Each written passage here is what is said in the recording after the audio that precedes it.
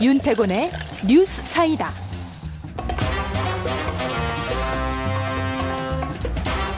윤태곤 실장 어서 오십시오. 네, 안녕하세요. 네, 이 북미 정상회담 얘기 방금 했는데 요거 하고 또 국내 정치권하고 좀 두루두루 정리해 볼까요? 예, 이번 주 보면 크게 두 흐름이죠. 방금 정세현 전 장관께서 이야기하신 이제 북미 정상회담 관련된 것이 첫 번째 흐름이고, 이번 주만 해도 짚어보면은 김정은 국무위원장 방중, 일본에서 한중일 정상회의, 한일 정상회담. 예. 이때만 해도 긴장감이 좀 올라갔다가 폼페이오 미 국무장관의 방북, 분위기 급 반전, 그렇죠. 억류자 석방, 북미 정상회담 일정, 장소 발표까지 이어졌죠. 아유, 숨가뻐요, 숨가뻐.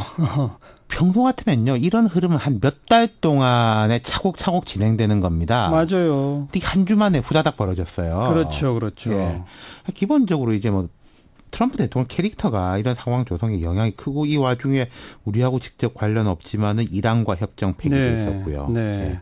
그런 가운데 국내 정치적으로는 문 대통령 취임 1주년 또 지지율 고공행진 네. 이런 상황이고. 취임 1주년 일본에서 맞았죠. 아베 총리가 한글 축하 메시지가 적힌 케이크도 선물하고, 국내에서 뭐 뻔한 자축 이벤트 하는 것보다 오히려 이런 게 대통령 지지율 유지에는 효과적이었을 거예요. 네. 일부러 만들진 않았겠지만은. 그리고 지지율 지금 뭐 70대 후반에서 80대 초반 몇 퍼센트 오르고 떨어지고 하지만은 통계적 오차 범위 내고 말 그대로 고공행진입니다. 그렇죠. 예. 뭐 지금 특히 이 남북 관계 등등이 좋아지니까 더더욱 고공행진이 탄탄하게 가는 거죠. 그렇죠. 일단 이제 외교 안보 분야에서 대통령 업무에 대한 지지가 워낙에 높고, 네. 그 다음으로 보면은 대항마 라이벌이 없어요. 야당이 지금 좀 예. 지지부진하니까. 원래 임기 초반 대통령은 세기 마련이지만은 문 대통령 특히 그렇습니다. 과거에 보면은 대통령들이라고 해도 그 직전 대선에서 자기랑 싸운 라이벌들이 있잖아요. 그렇죠. 그리고 내부에서도 차기를 생각하는 사람들이 있고, 그런 경쟁 구도가 있기 마련인데, 문 대통령 아시다시피 지난번에 이제 대선 경쟁자들 2등, 3등이 비슷했으니까 한 2배 차이였었잖아요. 예. 애초에. 그리고 예. 그 경쟁자들조차 대선 이후에는 전반적으로 내리막길이다.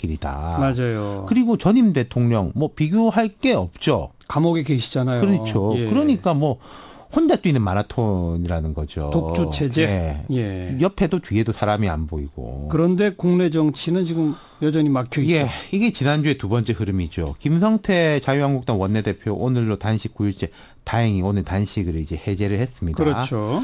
자유한국당 입장에서는 좀 안타까운 게 김 원내대표의 단식이 전국에 별 변화를 못 가져오고 있다. 당 지지도는 오히려 좀 떨어지는 예. 모습. 그러니까 일반 국민들이 드루킹 사건에 큰 관심이 없나 봐요. 근데 이런 건 있어요. 지금 특검 여론조사를 보면 꽤 높게 나오거든요. 다른 야당 지지율하고 그거 비교하면 특검 그건 찬성한다는 없죠. 게 이제 훨씬 높게 나오는데, 예. 현 정부 출범이 이렇습니다. 야당 입장에서 보면은 이거 할 만한 이야기예요. 예. 그리고 그 직전에 김기식 전 금감원장 인사 파동도 있었고, 이게 이어지는 흐름이었지 않습니까? 예. 여권의 악재, 야권의 호재. 근데 이 악재들이 청와대하고 분리되고 있다는 거죠. 예. 자, 대통령은 북한을 상대로, 미국을 상대로 이렇게 열심히 일해서 성과를 내고 있는데, 아니 정치인들은, 국회는 자기들끼리 싸우느라 여념이 없다. 이 프레임을 못 벗어나고 있다는 거죠. 그렇죠. 그런데 여당은 대통령 후광 효과가 있는 것이고, 예. 야당한테 이게 그대로 이제 쏟아져 들어가는 거고요. 또 이 프레임을 벗어날 만큼 어마어마한 사건으로 국민들한테 인식이 안 되는 거죠. 그렇죠. 그 드루킹 사건 자체에 그렇죠. 예. 또 무게나 말 이런 것들이 말이죠. 그러니까 이제 지난주, 이게 이번 주죠. 이번 주에 보면은 한 2번 정도의 출구가 있었어요. 제가 볼 때는. 야당의 출구. 예, 외람된 말씀이지만 김 원내대표가 폭행을 당했을 때, 예. 이게 또 여권 지지자였지 않습니까? 예. 그리고 이제 뒤이어서 야당 입장에서는 단서가 덕지덕지 붙었다라고 말하지만은, 민주당이 어쨌든 특검 수용한다고 돌아섰을 때, 그때 출구 전략을 시행했어야 되는데 기회를 놓쳤다. 그렇죠. 뭐 잘잘못 유불리를 따라서 그렇고, 게다가 지금 민주당 원내대표가 바뀌었으니까 이제 리셋이 되는 거죠. 예. 이럴 것 같습니다. 아마 주말 동안에는 김 원내대표 몸 추스르고, 또 홍영표 원내대표도 뭐 지금 인선 같은 것도 해야 되지 않습니까? 그렇게 하고, 그 와중에 물밑 접촉 같은 것은 조금 이어지고, 예. 주초가 되면은 이제 공식적인 장이 열리지 않을까. 예. 홍영표 원내대표 분위기가 좀 바뀌겠죠? 노동운동가 출신 좀 강한 스타일입니다. 하지만은 야권 입장에서 볼 때는 홍영표 원내대표가 우원식 원내대표보다 운신의 폭이 넓을 수가 있어요. 좀 이른바 친문이다. 아하. 그러니까 뭐 여당의 강성 지지자들 눈치를 사실 여당의 요즘 정치인들이 되게 많이 보거든요. 예. 근데 홍영표 원내대표는 그런 부분에서 오히려 조금 자유로울 수 있다는 거죠. 그렇군요. 예, 야당도 좀 그런 기대를 하는 것 같고요. 예. 네. 또 김성태 원내대표도 사실 한국노총 사무총장 출신이거든요. 네. 그러니까 두 사람 말이 좀 통하는 게 있을 거예요. 홍영표 원내대표는 옛날 그 대우자동차 노조 출신이시고 그리고 환노위 뭐 이쪽에서 이제 노동시간 단축 이런 데서 두 사람이 손을 많이 잡았었거든요. 그러니까요. 예. 네. 다음 주에는 이제 국내 정치 전국도 조금 풀리겠죠? 그러니까 지금 국내 정치로 보자면은 14일 날 정세균 국회의장이 본회의 열겠다. 네. 최소한 의원직 사퇴 문제는 처리하겠다. 예. 그 이번에 지방선거 나가는 사람들 그렇죠, 이렇게 그렇죠. 공언을 해놓고 있습니다. 예. 그럼 이게 야권에도 여권에도 어떤 좀 압박이 될 수 있다는 거죠. 예. 만약에 그 이전에 풀리지 못하고 또 야당이 반대하는데 14일 뭐 이게 된다. 그러면 또 계속 냉각관계를 이어가기는 쉽지가 않겠죠. 예. 그리고 앞으로 남은 일정들 22일 날 한미 정상회담 있죠? 그렇습니다. 그 사전 정지 작업이 있을 것이고 북미 정상회담을 앞두고 뭐 여러 조율 작업들이 있을 것이고 그러니까 큰 흐름 중에서 북미 간의 흐름, 남북 간의 흐름은 뭐 이번 주 흐름이 계속 이어질 것 같아요.